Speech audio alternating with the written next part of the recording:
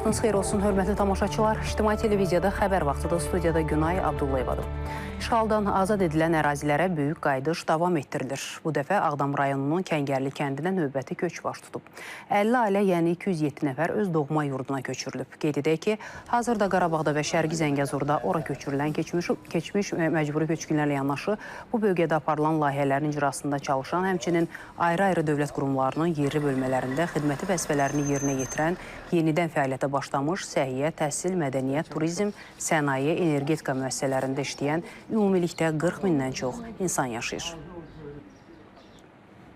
Oğlum yoxdur, şəhidlərdən hərəsindən bir nöqtə boyda oğul payımmışam ki, oğulmaya bircə qarış torpaq alın, mən orada gedim ölüm. Bu günləri mən o vətənə qayıdıram. Əzlərimin məzarı ki, orada qaldı ha. Həmən gündən gecə də gündüz də atam məzarın 56 yaşı vardı. Allah əmanət elədi. Bugün atam məzarı mən üçün yaşayır. Ona dəyməyiblər. Bütün qəbirstanlığı düzdüyüblər, amma atam məzarına düzü güzədə alıb, güllə zədəsi var. Amma atam məzarı sağdır. Bugünə şükürlər olsun. İsrail Müdafiə Qüvvələri Qəzza zolağında geniş miqyaslı quru əməliyyatlarına başlayıb. Əməliyyatın məqsədi Həmasın hərbi infrastrukturunu tamamilə məhv etməkdir. Ekspertlər bildirirlər ki, hərbi güc münaqişəni bitirməyə kifayət etmir. Görünəz odur ki, bölgəyə sülh yalnız silahla deyil, siyasi iradə ilə qayıtması artıq zəruri hal alıb. İsrail Müdafiə Qüvvələri Qəzza zolağında geniş miqyaslı quru əməliyyatlarından birinə başlayıb. Məqsəd Həmasın hərbi infrastrukturunu tamamilə məhv etməkdir. Toqquşmalar həftələrlə davam edən nəticəsiz diplomatik səylərdən sonra baş verir. Əslində danışıqlar davam edir. Amma problem budur ki, hər iki tərəf reallaşması mümkünsüz görünən şərtlərin yerinə yetirilməsini istəyir. İsrail girovların geri qaytarılmasını və Həmasın tərk silah olmasını istəyir. Həmas üçün bu Qəzzada hakimiyyəti itirmək və yox olmaq deməkdir. Həmas isə öz növbəsində müharibənin bitməsini və Qəzzada hakimiyyətin saxlanılmasını istəyir. İsrail və Həmas yanaşı mövcudluğu mümkün olmayan iki məfhumdur. Bu səbəbdən müharibənin nəticəsi olaraq bu ərazidə ya Həmas, ya da İsrail qalacaq. Son bir həftə ərzində quru əməliyyatlarını dəstəkləmək məqsədi ilə İsrail Hərbi Hava Qüvvələri Həmasın Qəzza zolağının müxtəlif hissələrində yerləşən 670-dən artıq hədəfi məhv edib. Ekspertlər hesab edirlər ki, əməliyyat nəticəsində İsrail Həmasa ciddi ziyan vurmağa qadirdir. Lakin belə bir münaqişədə problem təkcə hərbi əməliyyatda qazanılan qələbə və ələ keçirilən ərazilərlə ölçülmür. Məsələ tam həll olunur. Çünki məsələ Həmas məsələsi deyil. Məsələn, tutaq ki, əvvəllər də İsrailin savaşdığı, başqa Fələstində savaşdığı, başqa silahlı qruplaşmalar var idi. İndi o silahlı qruplaşmaların heç birisi yoxdur. Amma problem qalır. Problem nədir? Problem Fələstin-İsrail münasibətidir. İsrailin Fələstin dövlətini tanımasıdır. Beynəlxalq güclərin Fələstin dövlətini tanımasıdır. Geniş miqyaslı əməliyyatlar davam edir. Hava həyəcanlı siqnalları, canlı itkilər, dağılan binalar fonunda sülhün əldə edilməsinə yönəlik ümidlər də puça çıxmaq üzrədir. Bu mərhələdə tərəflər hərbi yolla nəticə əldə etmək fikrinə üstünlük verir. Amma bölgədə uzun müddətli sabitliyin bərpası üçün təkcə silahla deyil, siyasi iradə ilə də addım atmaq zərurəti getdikcə daha aydın görünür. Nüvə ambisiyaları, qırmızı xəttlər və kompromisdən uzaq mövqelər. ABŞ və İran arasında aparılan danışıqlarda uğursuzluq ehtimalı artır. Bu isə öz növbəsində bölgədə yeni gərginlik dalğası yarada bilər. Vaşinqtonla Tehran orta məxrəcə gələcəkmi? Bunu isə zaman göstərəcək. Amerika Birləşmiş Ştatları və İran arasında davam edən nüvə danışıqları yenidən dalana dirənə bilər. Vaşinqton sülh mesajları versə də qırmızı xətlərindən geri çəkilmək niyyətində deyil. ABŞ prezidentinin yaxın şərq üzrə xüsusi nümayəndəsi Steven Witkoff Trumpın İranla diplomatik yolla razılığa gəlmək istədiyini bildirib. Lakin Witkoff Vaşinqtonun bu prosesdə dəyişməz mövqeyini də açıq şəkildə ifadə edib. Onun sözlərinə görə Ağ Ev heç bir halda İranın uranı zənginləşdirmə imkanına malik olmasına icazə verməyəcək. one very, very clear red line. Bizim üçün olduqca aydın və qəti qırmızı xətt var. Bu da uranın zənginləşdirilməməsidir. Zərrə qədər belə zənginləşdirmə imkanına yol verə bilmərik. Məqsədimiz aydındır. Bu məsələyə bir həll yolu tapmaq. Baxış bucağımızdan hər şey bir şərtlə başlayır. O da uranın zənginləşdirilməsini nəzərdə tutmayan razılaşmadır. İran Xarici İşlər Nazirliyindən verilən açıqlamada isə qeyd olunub ki, əgər Vaşinqton danışıqların davamı üçün Tehrandan uranın zənginləşdirilməsini tamamilə dayandırmağı tələb edərsə, bu proses heç bir nəticə verməyəcək. Təəssüf ki, Amerika Birləşmiş Ştatları nümayəndə heyəti Vaşinqtona qayıtdıqdan sonra tamamilə fərqli mövqelər səsləndirirlər. Bu prosesi çətinləşdirir. Zənginləşdirmə məsələsinə gəlincə, İranın nüvə sənayesinin təbii dövriyyəsinin bir hissəsi olaraq bu heç bir halda danışıq mövzusu ola bilməz. Zənginləşdirmə elə bir xəyali anlayış deyil ki, bizdən kimsə onu dayandırmağı və ya dəyişdirməyi tələb etsin. İranın Xarici İşlər Naziri Abbas Araqçı Trampın xüsusi nümayəndəsinin real danışıqlardan xəbərsiz olduğunu deyib. Mən hesab edirəm ki, Uitkov danışıqlarla bağlı real təsəvvürlərə malik deyil. İran uranı zənginləşdirməyə davam edəcək. Əgər onlar nüvə silahının istehsal edilməməsinə zəmanət verilməsi ilə maraqlanırlarsa, biz əməkdaşlığa hazırıq. Amma qeyri-real gözləntilər reallaşmayacaq. CBS kanalında yayımlanan Face the Nation proqramında çıxış edən dövlət katibi Marco Rubio da bildirib ki, ABŞ Tehranın nüvə ambisiyalarından əl çəkməsini istəyir. Baxın, əgər uranı zənginləşdirmək qabiliyyətinə maliksinizsə, deməli çox qısa zamanda onu silah səviyyəsinə çatdırmaq imkanınız da var. Obamanın dövründə əldə olunan razılaşmadakı əsas problem də məhz bu idi. Amma bu məsələdə son məqsəd çox sadədir. İran heç vaxt nüvə silahına sahib olmamalıdır. Prezident müharibəni sevmədiyi üçün sülh yolu ilə danışıqlar vasitəsilə məqsədinə çatmaq istəyir.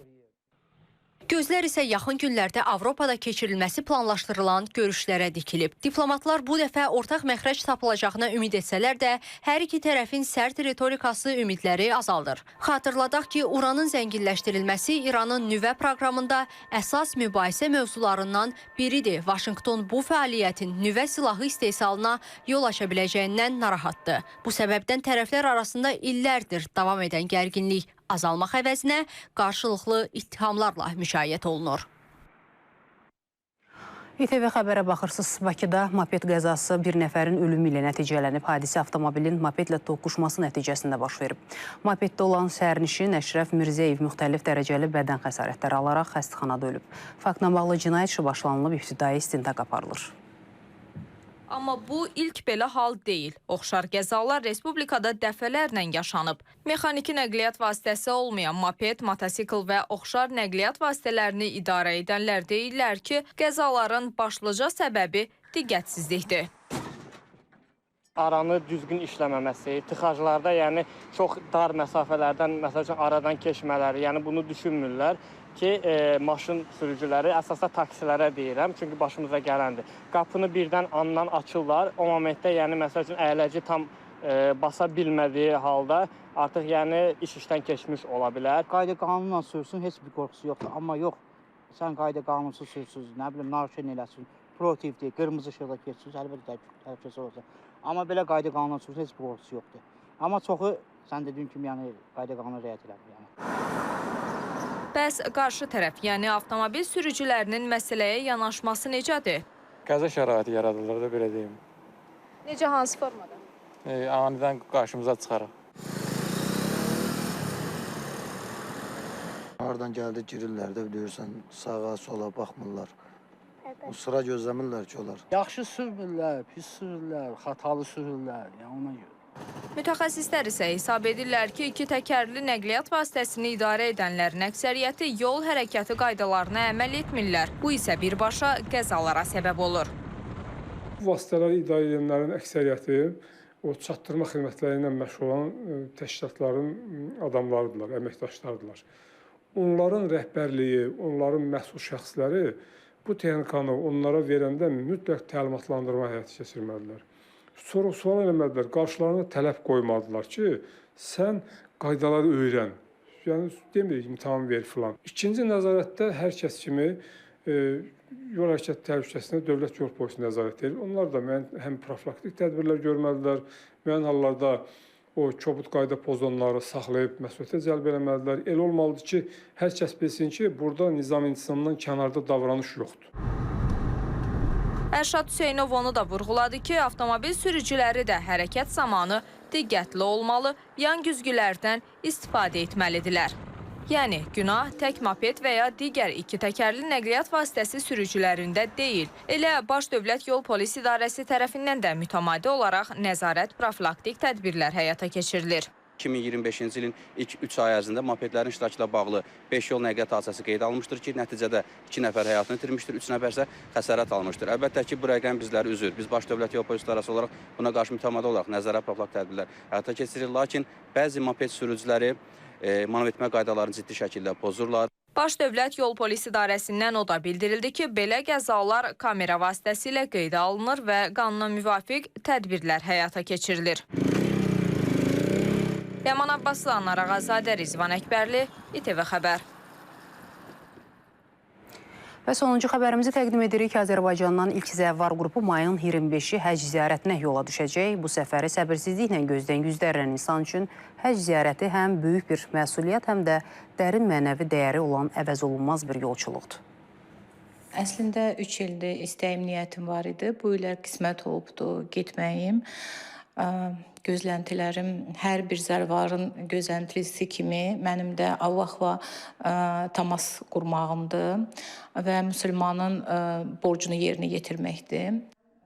3 ildir bu mənəvi səfərin həsrətini çəkən Leyli xanım bu il arzularına qovuşur. Deyir ki, bu ziyarət onun üçün həm böyük məsuliyyət, həm də qəlb rahatlığı deməkdir. Bu il Azərbaycandan ilk zəvvar qrupu mayın 25-i həcc ziyarətinə yola düşəcək. Zəvvarların hər biri bu səfəri xüsusi həyəcanla gözləyir. Müsahibim Kamal bəy kimi. Mənə ən çox həyəcanlandıran ilk dəfə həcci görəcəyim andır. Yəni o anı sadəcə düşünürəm, Məkkəni, Allahın evini necə deyirlər. Onu həmişə bir hansısa fotolarda, təsvirlərdə biz görmüşük, amma real ondan ilk ünsiyyəti sadəcə xəyal eləyirəm. Hazırlaşıram, yəni özümü ruhani olaraq, mənəvi olaraq hazırlayıram ki, orada əziyyət çəkməyim, getdiyim səfər hər mənada mənim üçün daha aydın olsun. Elə bu məqsədlə də zəvvarların təhlükəsiz və rahat ziyarəti üçün xüsusi qruplar təşkil edilib. 45 nəfərdən ibarət hər qrupa bir bələdçi nəzarət edir. Onlar zəvvarlara təhlükəsizlik və tibbi qaydalarda, ən əsası dini mərasimlərin icrasında dəstək göstərir. Ciddədə düşəndən sonra zəvvarlarımız birinci olaraq Cövhə məscidində ehram paltarı geyinəcəklər və ondan sonra Məkkəyə daxil olacaqlar. Məkkə şəhərində birinci kiçik ümrə əməllərini yerinə yetirəcəklər. Ondan sonra isə Zilhiccə ayının 8-də əsas böyük əməllər başlayacaq. Zilhiccə ayının 9-da axşam namazından sonra bizim zəvvarlarımız hərəkət edəcəklər Müzdəlifə çölünə. Müzdəlifə çölünə çatdıqdan sonra orada şeytana daş atma mərasimi üçün hazırlıq görünəcək, daşları yığacaqlar. 13 Zilhiccədə əməllər bitir, ondan sonra geri dönürlər Məkkə şəhərinə doğru. Qeyd edək ki, bu il Azərbaycan üçün ayrılan kvota təxminən 1200-1300 nəfər arasında müəyyənləşdirilib. Bir nəfərlik ziyarət paketinin qiyməti 5950 ABŞ dolları, yəni 10115 manatdır. Səudiyyə Ərəbistanının Həcc və Ümrə Nazirliyi xəbərdarlıq edir ki, rəsmi icazəsiz və ya turist vizası ilə həcc ziyarətinə cəhd edən şəxslər 5332 dollar, təxminən 9000 manat məbləğində cərimələnəcək. Bu il həcc ziyarətinin iyunun 6-sında cümə günü axşam başlanacağı və iyunun 11-də başa çatacağı gözlənilir. Elmira Seyfəddin qızı, İlqar Abdullayev, İTV Xəbər. Bu saat olan xəbərlərimizi təqdim etdik. Növbəti saatda görüşmək ümidi ilə hələlik.